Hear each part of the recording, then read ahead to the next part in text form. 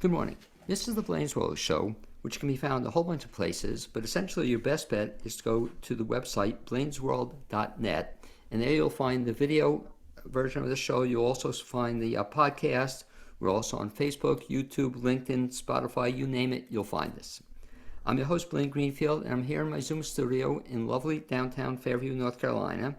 And each week we focus on positive news and information for people and organizations in both Western North Carolina and throughout the country.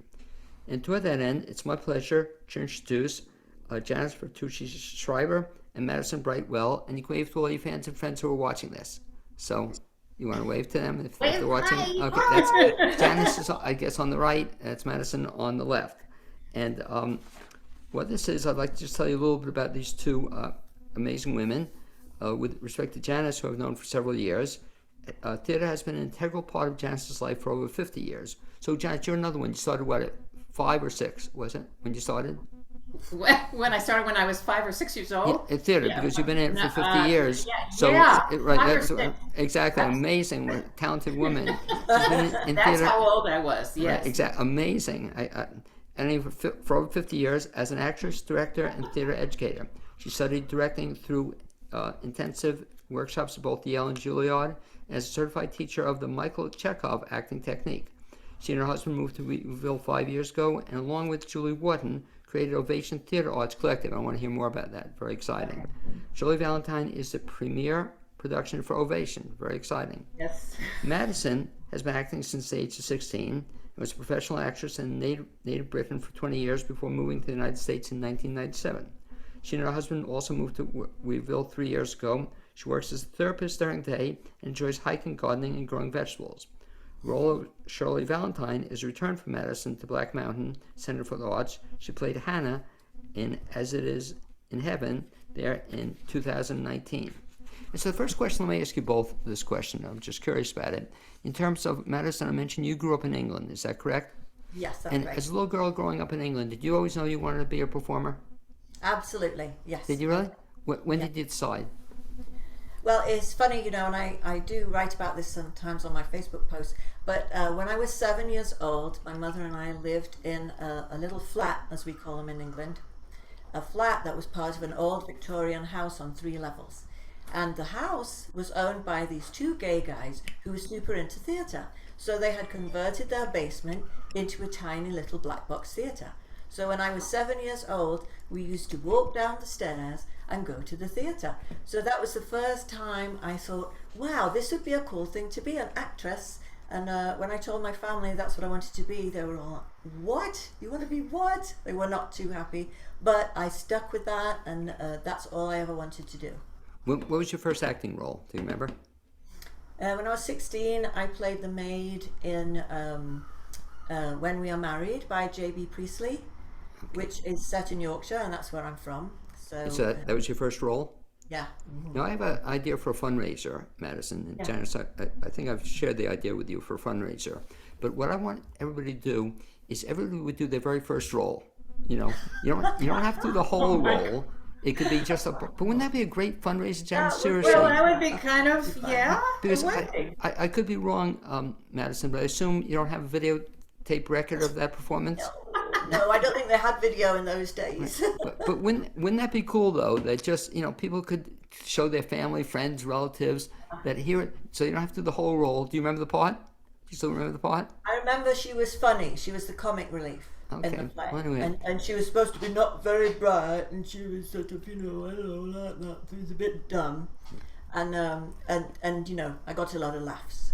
So I realized that I like comedy. And I'll flip back and forth, and since we're asking the same question, Janice, you 50 plus years in theater, what was your first experience in theater? First experience, well, it really took me a long time to feel comfortable on stage, and that really didn't happen until high school. However, the first play I did do, now that you just mention it, was 5th grade, and I played a teacher, and her name was Miss Beach, and that's about all I remember. And I wore a kind of red sailor kind of shirt, and I had a white skirt, and my sister made my hairdo. That's all I remember. But same thing too. I assume you don't have a record of that somewhere. There's nobody recorded that. Do you have a picture of it?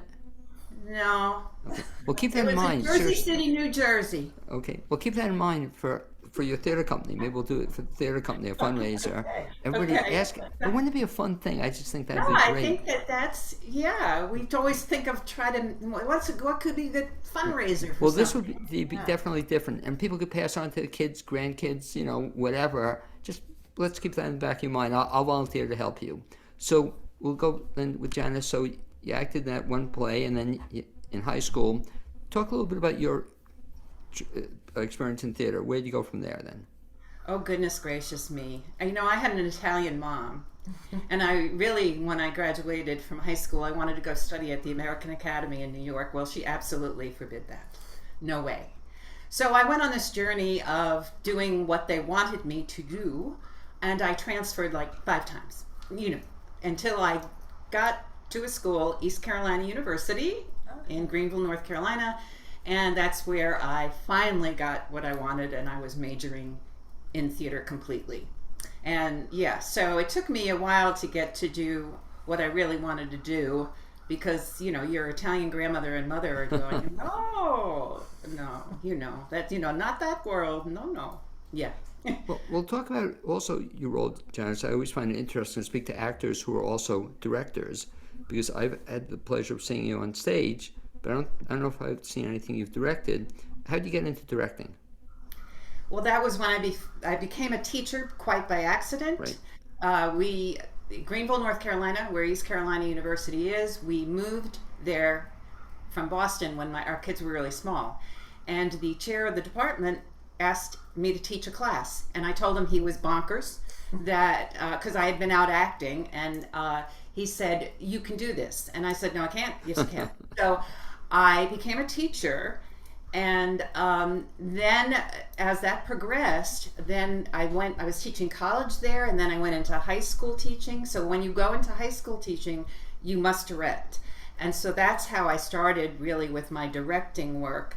And as time went on, it became more that I loved directing. I loved acting, but now I really love directing. Why?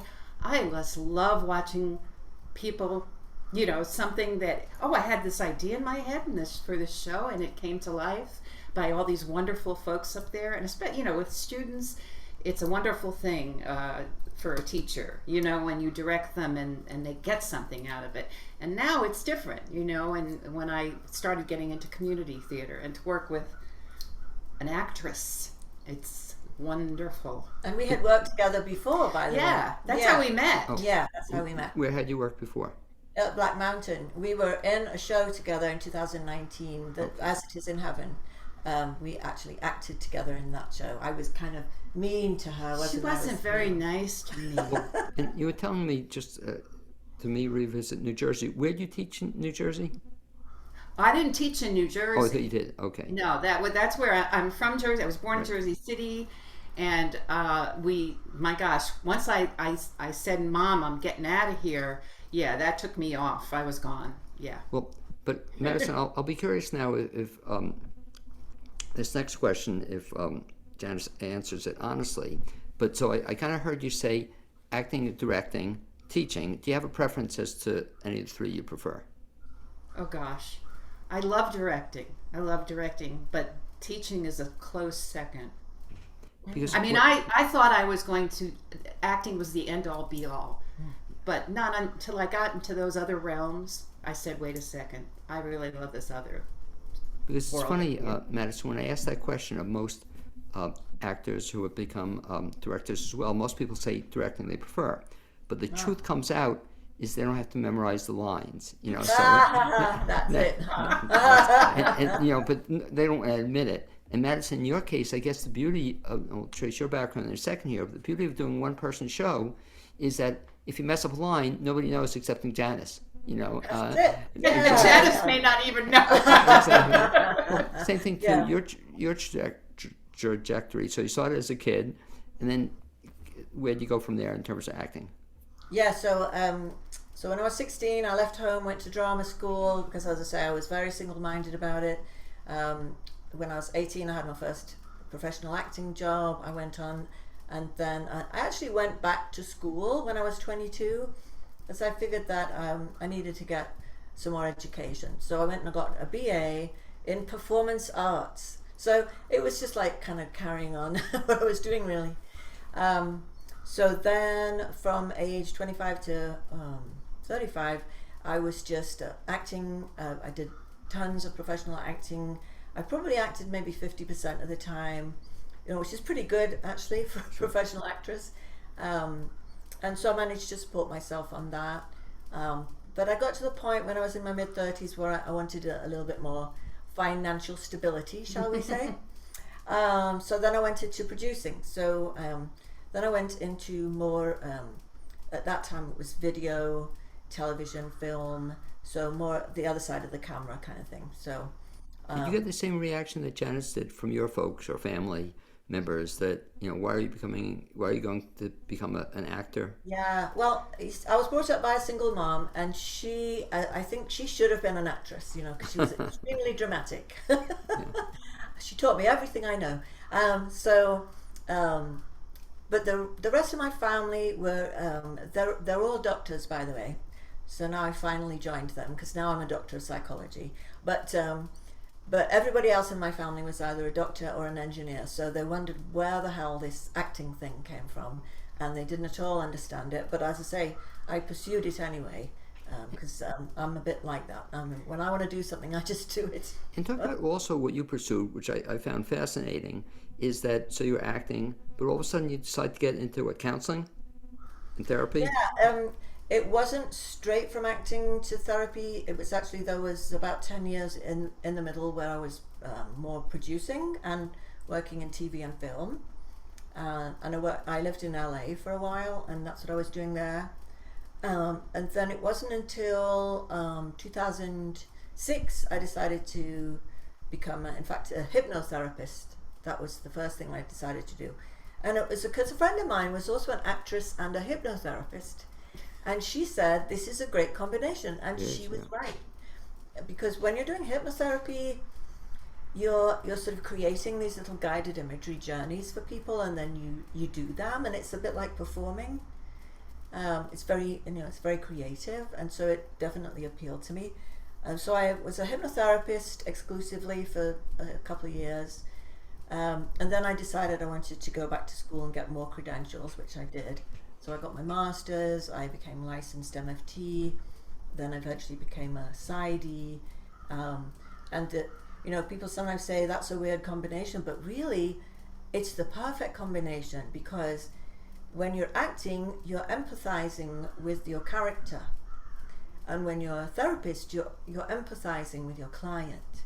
You're trying to figure out what's going on inside their head. Why do they feel this way, that way? So it's very much the same sort of skills that you're using. By the way, remind me, I think that's how I first met you. I'd seen you were, a therapist. Just remind me, down the road or after this run, let's do a show just on, we'll kick Janice the hell off the screen, and we'll do a show just on the therapy. Or maybe even better, we'll have a better idea, Janice. Madison, we can have you become a therapist, and we can have Janice sit in, and you could do I could do like a practice session. Oh my gosh! Oh, you're in for it if that happens. Well, Janice, talk about then how I'm very impressed. I want to hear more about the fact that all of a sudden now you came up with the idea of starting your own theater company, or what would you call it? Well, it was actually all quite by accident, because I got to Asheville, so we will be here 5 years in January, and so that was 2017, and in 2017, Julie Wharton, who's this wonderful, astute, great lady. So Julie got here in 2017 also, but she had gotten here about maybe 4 months before I did. Well, what was interesting is we're both looking for, work to do in the area, and I had an interview with Shanda Calentine, from ACT, about teaching. And when we were in the interview, she said, I just spoke with another woman who has sort of kind of the same credentials, and you two should talk. And so she told us to both come to a rehearsal of The Music Man, and Marcy Bernstein was directing that show there, and that is where we met. And so essentially what happened was Julie and I just connected, and developed a friendship and shared our thoughts on theater and what we wanted to do. And it sort of kind of just happened that we could create our own theater group. And of course, we're looking to find other women to be part of. And it's not that we exclude men, but we just thought it'd be great for women. And so we started just together. So if you look at you look at what happened because of the pandemic, then we just started teaching some classes. And that's what we were doing for a while. And then nothing happened because we couldn't. We did some Zoom classes, but that we didn't do too many. And then, we wanted to get back into it. And it really was Madison who told me that Black Mountain now was with coming back from the pandemic, they were going to do, they wanted proposals for shows. So, Julie and I, we talked and we thought this might be the avenue for us to finally, because we knew that one day we wanted to produce a show as Ovation. So Madison said, well, she said, what do you think about Shirley Valentine? And because I went, Shirley, well, I know it, but I have to read the script again. So I read the script, laughed through the whole thing, and of course you also just don't laugh, you cry with her, because of she takes a very therapist taught to me. She takes a journey. Yes. Yeah, she takes such a great journey. Yes. And so and I said okay, and I put the proposal in, and they said yes. And so excited that they said yes. And Madison, my gosh, she's been working on it for a since February. Yes, a long time, and because it's monumental. Well, it also seems to be the perfect place to offer it. I love the little theater. It's a great little theater, and I wouldn't call it black box, but it's like a black box. It's just this little cute theater, and so I love how you did that, Janice, and knowing you a little bit, that's how you operate. It's almost like a Mickey, Rooney, Judy Garland thing. Let's put on a show. Let's put on a show. And you have a great partner. Julia is magnificent, very talented director too. If she's listening, she does fantastic work. So the two of you now putting out. So this is the very first production of Ovation. And hopefully the first of many productions. Is that the plan? We're hoping. Now, we also put another proposal in for Black Mountain. And Patty Sands, who is now part of our group, she's a musical. She was my music director for working at Parkway Playhouse, which we just did. That's right. Yeah. So Patty wrote the proposal for this play. It's "Let Me Down Easy" by Anna Devere Smith. This is also Anna Devere Smith. It's verbatim theater, which is more like documentary. Oh, right. Right. It's really Anna Devere Smith goes and interviews people, and this is really dealing with healthcare in the United States and what happens with us in terms of our health and being taken care of. And so Patty put the proposal in, and it was accepted. And so we're going to be doing that in May. And what's so ironic, I'm sorry I missed it, but it's not dissimilar in sounding to Working. Working with people talking. It's a document, yes. Yeah, but it's sort of the same thing.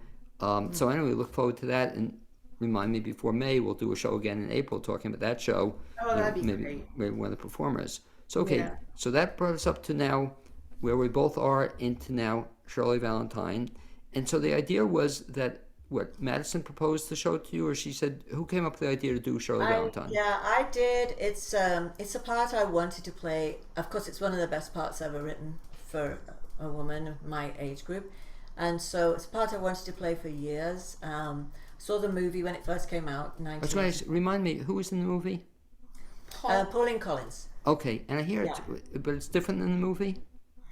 It's a little different because they actually put some of the personalities into the movie that Shirley just talks about in the play, because they can, I guess, and they make it more visual, which I think works pretty well. But in a play, of course, it's just Shirley talking about the people. So partly I wanted to do it. I wanted to do it for years, and also I was in another Willie Russell play about 20 years ago. Actually, the musical that he wrote called Blood Brothers. I played Mrs. Johnstone in that. I don't know if you know Wait, that I'm trying show. to think of, is that about So- is in England, two brothers? Yeah, Yes, yeah. that's Twins, right. They're born on the same day. Janice, can you remember that show? Right. Because I saw it in New Jersey years ago. It's one of the most powerful shows. I love is. it. Yeah. But nobody's ever, that's a show, I love what you just said, Madison, because I've never seen it done in this area. No one ever does it in this country, and yet in England, it's one of the most popular musicals. That it ran on the West End stage for 20 years. Are you familiar with it, Janice? It was. I was the founder of a community theater in Greenville, North Carolina. Right. And there were 3 founders. The 2 others were my former students. But anyway, one of the shows that we did in Magnolia Arts Center was Blood Brothers, Oh, and it was wow. tremendously successful. But it's such a it was- powerful, it is it's just so amazing. powerful, and the music is fantastic. Oh, Yes. the music's fantastic. Yes, yes. Well, let me just digress a little bit. You're talking about Blood Brothers and any musical, and the show you're doing later in the year, that other show you mentioned, Janice, is that a musical or drama? No, it's like I said, verbatim theater. So, which essentially is documentary. If you look at working Right. is really a documentary musical. Right. So it's not that there's really a plot. There's this theme that they're talking about in Let Me Down Easy, and You should there are get- all these real life characters. Like, for example, you have. My goodness, Ann Richards is one of the people that has a Oh, monologue. really? Great. Yes, because she had cancer, right? She died from cancer. Who else is there? So many different characters, and now I can't think of them all. But there's about 20 different real life characters that Anna Devere Smith interviewed. So how many people are in the cast? Well, that depends. You could Anna Devere Smith did all the characters. Oh, wow. Okay, but we're looking toward having at least 6 different people in it. Looking exciting. What's exciting to me about that is I haven't seen it. So I love stuff I haven't seen. And so to your credit, you're doing 2 shows that nobody's done, at least in this area, which is kind of cool. Well, that's good. That's cool. I'll just digress a second, get the opinion of both of you, since Madison was talking about it. I love musicals, but what's happened, at least in the States, Madison, for economic reasons, is that they all use tracks now, or most people use tracks. Even working. okay. Did you use a track in tracks? No. I'm sorry, I missed it. Yeah, Well, you had COVID, I think. yeah, I think during that was this it. time. Right, we're supposed to see it, but Yeah. but you use live We musicians. did. And Patty Sands, the musical director, she played the piano. She was wonderful. We had a great young drummer, and we had a great guitarist. So it was live. It was great. But I don't know about you, Madison. To me, it's so much of a difference. And the argument I use, and I know the expense factor, is the issue, but it'd be like doing a show, Shirley Valentine, and we'll have Madison mouth the words. So you don't have to. I know, it's not the same. It's Yeah. not the same. When we did Blood Brothers, we Right. just had one pianist for the whole thing, and he was fantastic. But even if you just have the keyboardist, one person can carry it. Yeah. But so that's, and I'll even back it. I'll even help you with it, Janice. So if you put on Blood Brothers, I'm there. Because nobody's done it in this Okay. area. I love it. So I'll revive We'll it. propose Blood Brothers. Yeah. that's a bigger. I mean, you have to have a bunch of people. Yes. You couldn't do it It in is. Black Mountain, but you could maybe do No, it. you couldn't do it at Black Mountain. You could do it someplace else. So now It would work. It possibly could work in an Attic Salt, or I don't know. It's possible. it'd be a little tight for even Attic Salt too, but a great show. So let's go then to Shirley Valentine. So you chose Shirley Valentine. What people don't realize, I think, Janice, and I think you can describe it a little bit for folks, is that why I encourage people to see live theater is because of the time and effort you put into this, and so people come for one show, say, oh, that's, you work a couple days and you put the show together. How long have you been working on Shirley Valentine? Well, go ahead. Go. Say she said she told you. Since, I started February. learning the lines in February because I didn't want to be going crazy, when we had to put the show up, worrying so much about the lines that I couldn't do the acting, you know what I mean? So I wanted the lines to be so fluid that I didn't even have to really think about them much. And to be honest with you, Willie Russell's such a fantastic writer. It's written so beautifully. It makes it easier to learn because, the thoughts are very kind of cohesive, that one flows into the next one. So On the whole, it wasn't too difficult to learn, but there was so much. So, yeah, I started learning it back in Let me February. tell you one thing she did very early on is actors, we talk about beats when we Right. talk about beats that we work in the script.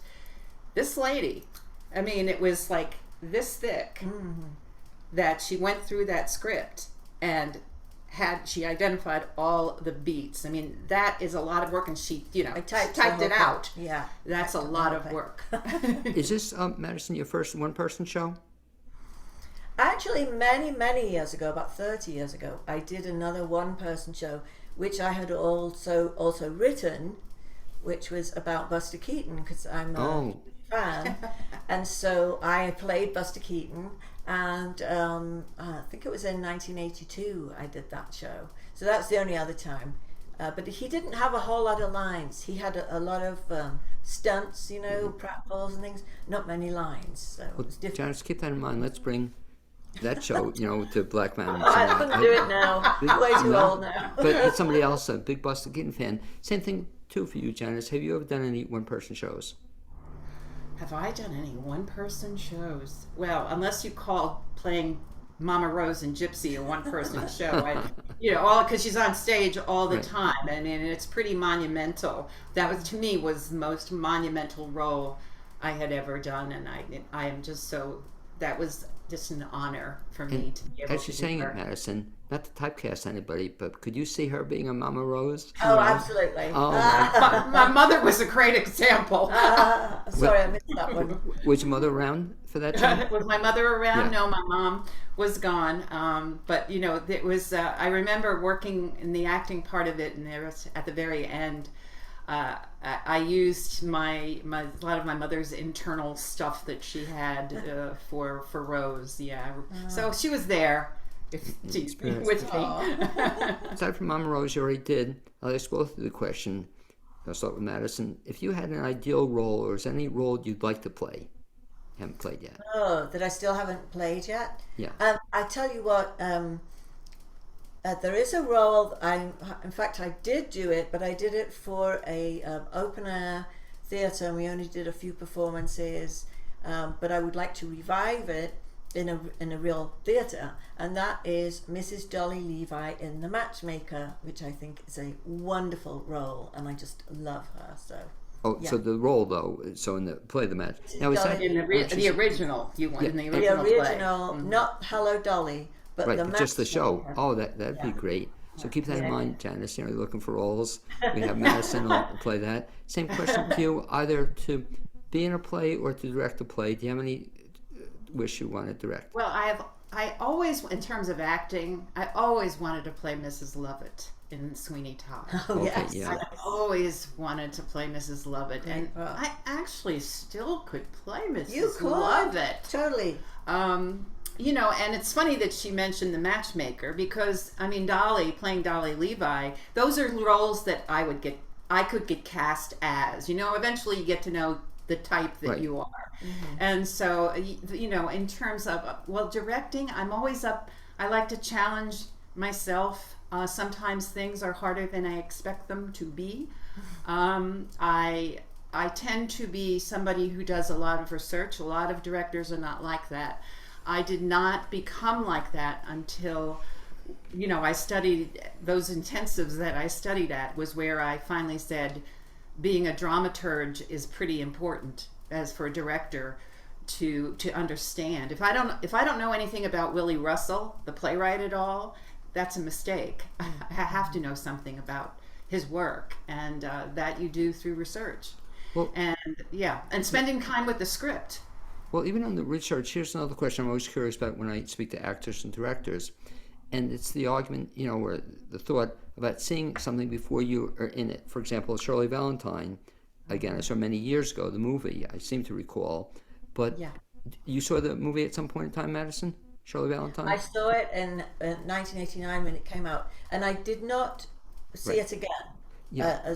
to prepare for this role, because I didn't want to be too influenced. As I wanted to make sure I found the character myself. And I'll ask the same thing too. Janice, what's your feeling about, especially for younger kids, not necessarily, for actors who've been around for a long time, not that you're old, you've been acting for a while. But what do you like? Do you think do you recommend that when you had students? Good or bad idea to see a show play before they're in it? Well, it's funny that you asked that question, because one of in the workshop that I took at Juilliard, that question, because there were a lot of theater educators, directors there, and that question came up. We asked the instructors at Juilliard about that very thing, because YouTube, all of that, and what are we going to do about that? Students will just watch and then they'll copy what's up there. So their viewpoint on that was that you're not going to be able to stop it from happening, and you're going to have to live with it. But what you can instruct your students is to let them look at all right, if you're doing Shirley Valentine, watch 6 different people doing Shirley Valentine. Interesting. So that, rather than just watch this one person and try to mimic and copy this one individual, because they said you can't, it's hard to fight. Then there are those individuals who say, I don't want to, I think once you study acting enough, you will say to yourself, I don't want to watch that. I just want to, as Madison said, I just want to find it myself. Yeah, you have to bring your own self to a role. Yeah. As you said, Janice, I think that'd be a disadvantage, because you'd want to, especially if somebody does a great job in it, you'd want to just repeat it, and you want to, like I said, find yourself in the role. For the folks who haven't seen the movie or don't know the story, Madison, if you give kind of the Reader's Digest version under 10 minutes. No, just a quick version of the show. What's it about? Well, Shirley Valentine is, she's a middle-aged mother. She's been married. She's lived in the same place all her life, which is, we're assuming it's in Liverpool, England.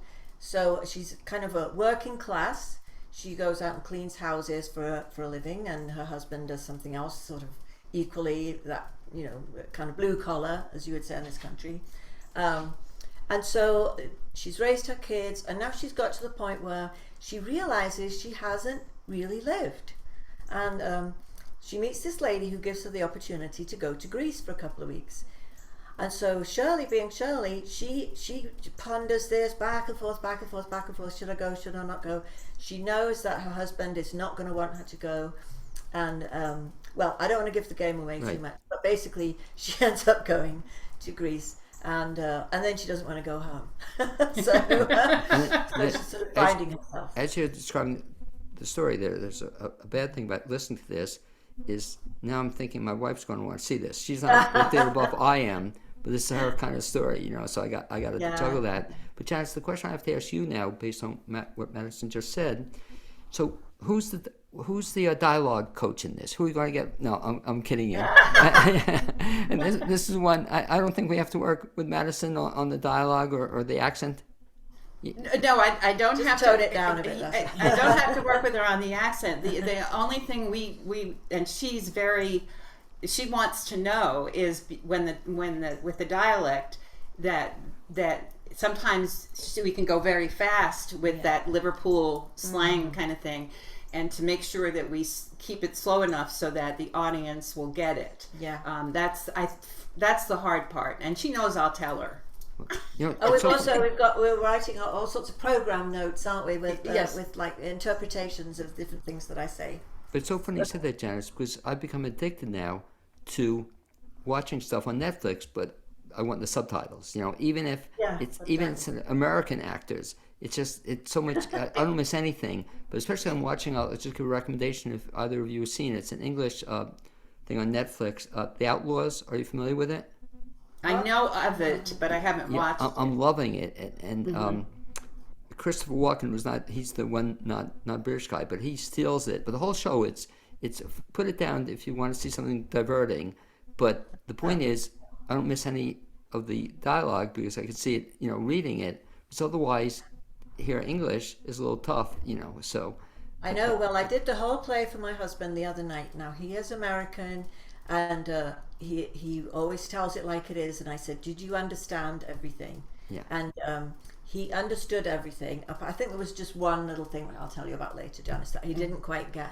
But so that was the real test for me. Okay. If Ray can understand it, then anyone can understand it. But nowadays, seeing it, Now that he's seen it, he's not going to have to come to the show, or we'll see if he can get him Yeah, again. we're gonna hopefully in the program we're gonna put there are I just love some terms that people might not be familiar with, and we'll Sure. let them. I'm gonna have a contest, I think. I love it. See if how many people know. Yeah, we'll do a quiz at the end. I love it. That would be fun, something an interactive Yeah. thing. Seriously, it's not such a far-fetched idea. Janice, to wrap up, if folks want to see the show, again, give me the dates, location, all the good stuff, and the website. Okay, so September 23rd and 24th, it's up at 7 in the evening, and then Sunday the 25th, it's goes up at. Is it 2? Is it 2 or 3? Oh I think my it's goodness. 2. I think it's 2. Pretty sure it's I 2. hope it's 2. Anyway, check on the website. I'll check that to make sure. I get confused only because I just did Parkway and it shows Right. went up at 3.